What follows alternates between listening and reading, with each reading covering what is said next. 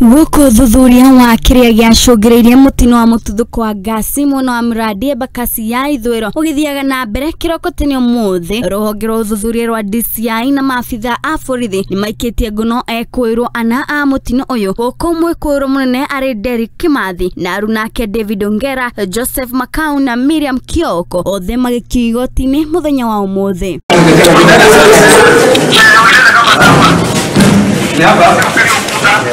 Ruhonge rwa DCI ni rugite ati no rurathie na mbere gwethana na Ekuirwo angi atano aria marakuruhanio na ngero ino ari ni Steven Kilonzo murugamiriri wa city ino, Angi na Linet Wanema na matereba eri Robert Gitau na Abraham Mwangi. Guko ruhonge rwa Nema rukirugamio ni kuheana marua ma maigirira kuri kambuni ino.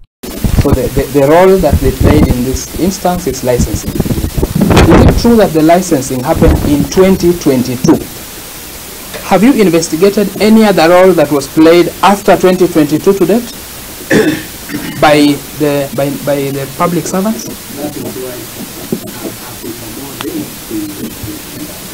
Okay.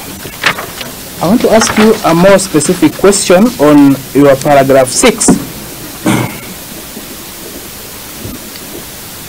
And you have said under paragraph 6, that is a paragraph where you say you give the reasons why you want them to be in custody, right? The nature of the incomplete investigation. Is that correct?